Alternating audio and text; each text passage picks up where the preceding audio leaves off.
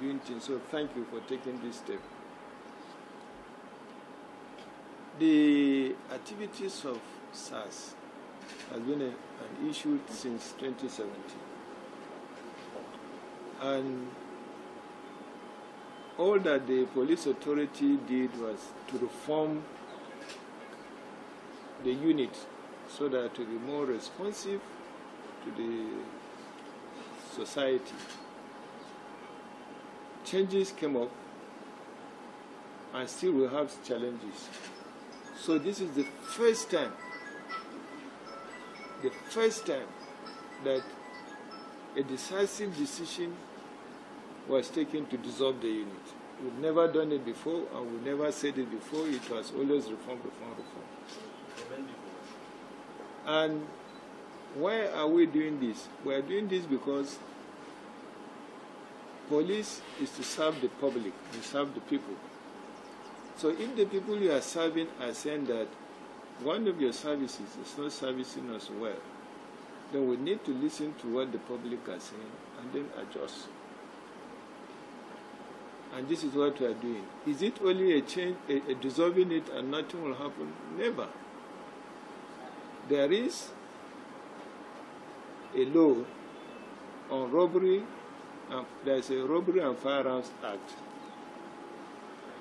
which must be enforced in this country.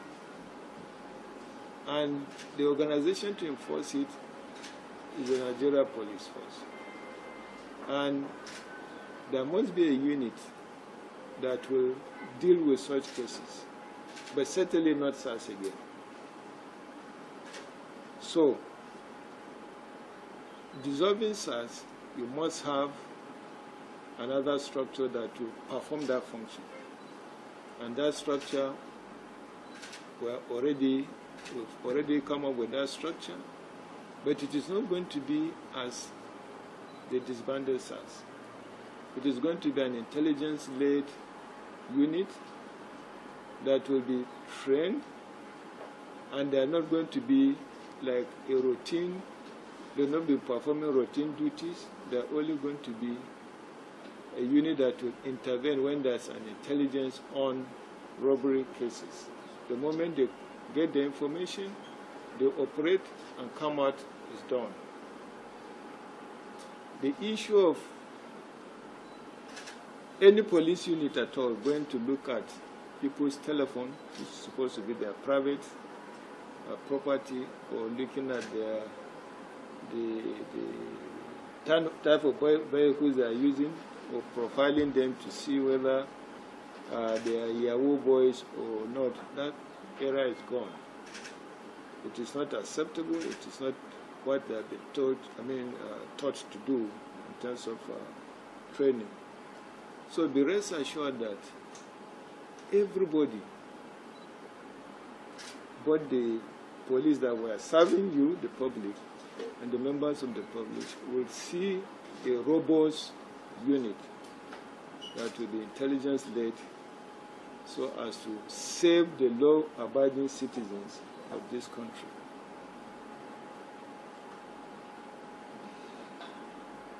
SARS is disbanded, but people are still protesting. We don't understand the reason. Because when the unit is disbanded, as you rightly observe, it is not just one day that you will get effect. You will take some steps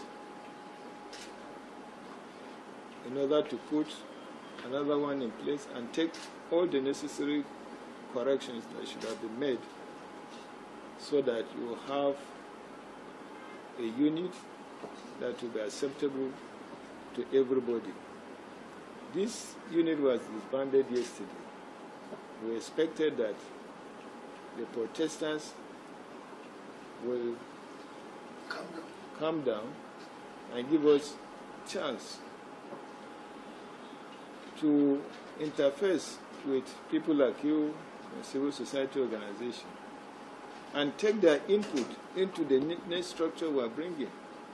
But that is not done. Some people are there still going on protest.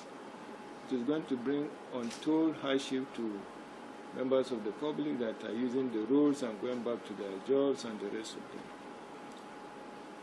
In my speech, I spoke about justice. I said an investigation team will be constituted which will include civil society organizations in identifying all those abuses, and that those that are found culpable will be punished. That is justice. When you talk of compensation, this is something that has to go through court processes. And you have to look at if it is investigated, if a case is investigated and it is found that a case has been made against an officer and that officer is punished, if you are going to talk of any compensation, let the investigation be concluded first. So they have videos. It's not about investigation. There's videos of the officers shooting the guy. But the issue is that those videos, be careful. During general election, we saw a lot of videos. Even during the last election, we saw a video where the wife of a sitting governor was said to have been molested. There are a lot of fake videos. I'm coming.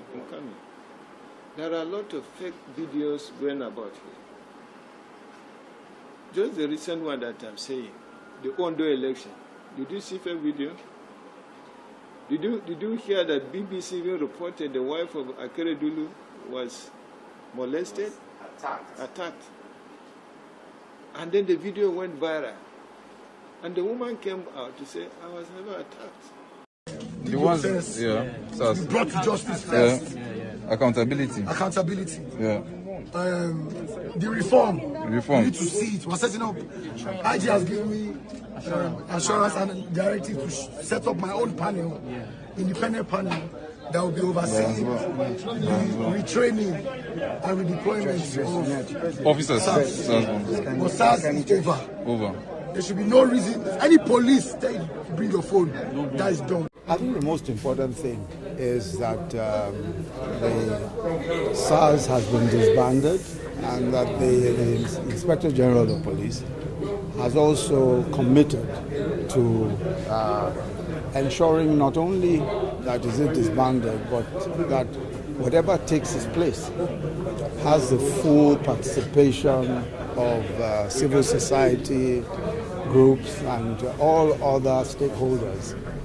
So I think what we're seeing is and today, just a few minutes ago, the President also spoke about this and spoke in particular about the reform efforts. He said that the disbandment of SARS is only the first stage in a full-scale reform of the police force.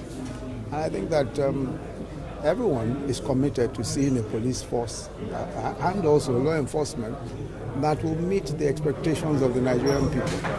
The purpose of law enforcement, the purpose of policing is for the safety of lives and livelihoods of Nigerians. So we're all committed to that, and I think that everyone is committed to it. I don't think that it is the exclusive preserve of any one person or group. We're all very committed to it.